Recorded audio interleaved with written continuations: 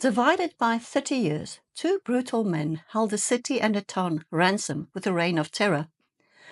One went undetected by the police for 2 years, yet he hid in plain sight, whilst the other one committed murder for a period of 3 years in full sight of the police. One was a low-life white man, whilst the other was a royal descendant black man.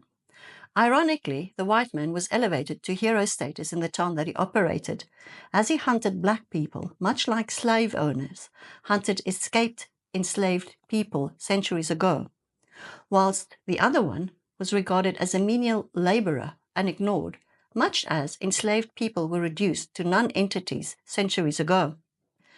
Both were at some stage employed by the police. Both enjoyed killing members of the opposite race against the backdrop of political unrest in South Africa. And both were brought to justice by the regimes they abhorred. Besides their skin color, there was not much difference between them. In ancient Roman religion and mythology, Janus is the god of beginnings, transitions of time, dualities, and endings. Janus presided over the beginnings and the ending of conflict, and hence war and peace. He is depicted as the two-faced god. Phineas Tshitaudzi, the Pangaman, and Louis van Schoor, the Apartheid Killer, represents the two faces of Janus, who operated in times of violent transition. Phineas's narrative begins in the mid-1940s, in a time when the White National Party governed South Africa, from its capital in Pretoria. He operated in the area of the Boer forts, bastions of white military defense built to protect Pretoria in the late 1800s during the Second Anglo-Boer War. His reign of terror ended when he was hanged in 1960, just before South Africa gained independence and became a republic in 1961. On the other side of the Roman god Janus's face, Louis' narrative reached its peak during the National Party state of emergency in the mid-1980s, when riots, violence, and dissidents erupted like wildfire all over the country. He operated in a town in East London. Scarcely 203 kilometers away from East London lies the tiny village of Mfesu, where Nelson Mandela, the future president, was born, a descendant from a royal African family, the Tembu Xhosa clan. The Eastern Cape province is a bastion of the Xhosas. Louis' reign of terror ended in early 1990s when Nelson Mandela was released from prison and became the president, and the tide turned in favor of a black government. The rise of the Pangaman. Since 1946, for 6 years, a gang of 5 robbers operated in the Fountains Valley, targeting Klapperkop Fort, Skanskop Fort, Swartkoppies, the Union Buildings, Mankieskop, Tom Jenkins Rai, and the residential area of Queenswood by attacking couples making out in their cars. By 1957, 4 of them were arrested, but the 5th member managed to evade arrest.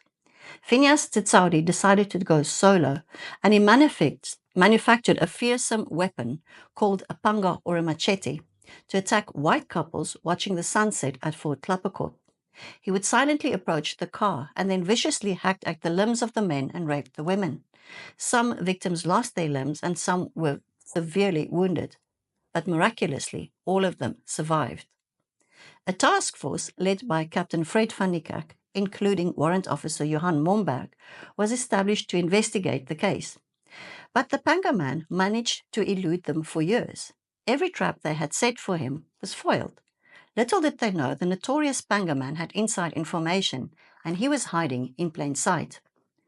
Then, in a stroke of luck in September 1959, a victim managed to give a very good description of an assailant, and the military policeman recognized the description as that of Phineas Tshitaudzi, who worked as a night watchman and a cleaner in the South African headquarters in Pretoria. Phineas was arrested by Warrant Officer Momberg in the police headquarters called Waghuis, which coincidentally is also where I had my office years ago. During his interrogation, he confessed to being the Pangaman. The Panga, the jewelry, and clothing of his victims were found in his house. While he was a watchman and a cleaner at the police headquarters, he would often eavesdrop on the generals as they discussed the Pangaman investigation.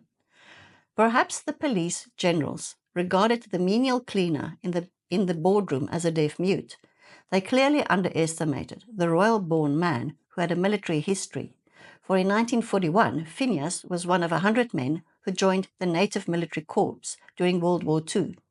He probably saw action in the North African campaign and possibly participated in battles such as at El Alamein. He must have returned late in 1945 or 46 after the war ended. As a war veteran and a descendant of the Royal Zimbabwe clan who had located to South Africa in the late 1800s, Phineas's disdain and contempt for the generals who regarded him as a non-entity must have been very hard to control. Every time they openly discussed the Pangaman investigation, paying no attention to the presence of the cleaner who was silently polishing the floors in their office, he must have experienced such hateful and vengeful thoughts against these representatives of a white regime. On the 6th of May 1960, Phineas was sentenced to 6 years each for the 3 charges of assault with the intention to murder, 4 years each for 2 charges with the intent to rape, 2 years for assault, 1 year for robbery, and 1 year for theft. He was sentenced to death for the rapes and 3 charges of assault, with the intention to murder and to rob. On the 14th of November 1960, Phineas approached the gallows, and his last statement was that God should give that every policeman and prison warden should die, and that South Africa should be returned to black people. He was hanged a few minutes later. 30 years later, one of his wishes came true, when the regime changed hands from white to black. The Apartheid Killer. Louis van Schoor was a policeman and a security guard who committed murders between 1986 and 1989 in the town of East London.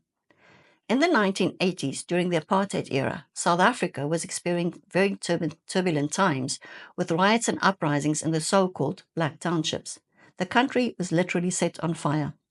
Police responded with the internal stability units, of which Aislinn and Kobus Geldnys, the killer cops I discussed in episodes 1 and 2 of this trilogy, were members. On the 20th of July 1985, the government declared a state of emergency, initially covering the Eastern Cape province, including East London and the Pretoria Witwatersrandval area. Thousands of people were detained. A few months later, the state of emergency was extended to the Western Cape. The police and the defense forces practically had carte blanche, and the media was restricted from reporting on anything. I remember this well, for I was a journalist back then. Louis was a member of the K9 unit, police tracker dogs. Officially, these dogs were used for crowd control during the riots, but Louis used them to hunt humans. After 12 years in the K9 unit, Louis decided to quit the police and become a security guard in East London, hired by local businesses. Under the guise of a security guard, Louis continued to hunt down and kill people. Once he was alerted to a burglar in a building, he would approach it barefooted and stalk his victim. Unlike Kobus Geldnys, he did not switch on the light. He said he relied on his sense of smell. And in his own words in a BBC interview, he said, if somebody breaks in, the adrenaline gives off an odor, and you can pick that up. Louis acted very similar to the tracker dogs that he handled in the police. Just as brutal as Phineas, Louis would fire with his 9mm semi-automatic pistol at his unarmed targets, kicking the wounded men, one of them a 12-year-old boy, and he fired several more shots into their bodies, helplessly lying on the ground. Several of his victims survived, as Phineas's victims also miraculously survived. Louis said he acted within the parameters of the law and reported all his killings to the police, who sanctioned them as justifiable homicides. Kobus Geldnys, the killer cop in episode 2 of this trilogy, was invisible in his police uniform. Phineas Tshitaudzi was invisible in his cleaner's overall. But Louis van Schoor committed murder in plain sight and became the hero in the white town of East London. But the tides turn, and in February 1990, Nelson Mandela was released from prison and later became the president. Louis sold his business and retired to a small holding, but his home was petrol-bombed. Due to pressure from journalists and activists, 39-year-old Louis van Schoor was then arrested in 1991, leading to one of the largest murder trials in the history of South Africa. He was charged with the murder of 19 people, 21 attempted murders, and 3 assault charges. During the 8-month-long trial, the state dropped 11 murder charges and all the assault charges. Testimony such as that from the young boy who was shot and others were declared unsophisticated and unreliable. Eventually, in 1992, he was convicted of only 7 murders and 2 assassinations. He was sentenced to more than 90 years in prison, but the judge allowed that these could be served concurrently. His other 32 killings were classified as justifiable homicide by the police. Louis was then released on parole in 2004 after serving 12 years in prison. After his release, Louis lived out the rest of his life in squalid poverty. In 2022, both his legs were amputated. When asked why he killed people, Louis had a similar answer than Kobus Geldenhuys. In his own words, he said, "Every night is a new adventure, if you want to put it that way," in his BBC interview. Like Kobus Geldenhuys, Louis van Schoor was a psychopath without emotion. They need thrill and excitement to feel alive. Despite all his victims being black people, he claimed he never went out with the intention of killing black people, and he denied being a racist. According to Louis, his crimes were not politically motivated. He found stalking his victims in the dark exciting. He had no remorse and he felt no guilt. On the 25th of July 2024, a few months ago, he died due to sepsis in his amputated legs. He wanted to be known as a peaceful, loving, caring person. It is unusual for serial killers to target victims of different race. Technically, Phineas Tshitaudzi is not a serial killer, but although his victims did not die, it was his intention to kill them. In both cases, these men almost exclusively targeted members of a different race. Phineas clearly stated he wished the country to be returned to black people, which eventually came true as the White National Party, which was founded in 1914 in Bloemfontein, governed South Africa from the 4th of June 1948 until the Black African National Council Party, founded in 1912 in Bloemfontein, won the democratic election in May 1994. Both men initially profited from their crimes, but I doubt that their main motivation was profit. Some serial killers take souvenirs from their victims and sell them. Louis enjoyed killing, whether he was compensated for it or not. Phineas enjoyed killing and sent his spoils home to his home country. Both these men were probably using racial tensions as a cover-up for their true motivation. They were brutal predators seeking excitement to relieve the apathy that psychopaths experience. Apart from their skin color, they were not that many different from each other. If you want the full stories on the Pangaman and the Apartheid Killer, then please join my Patreon community by clicking on the QR code.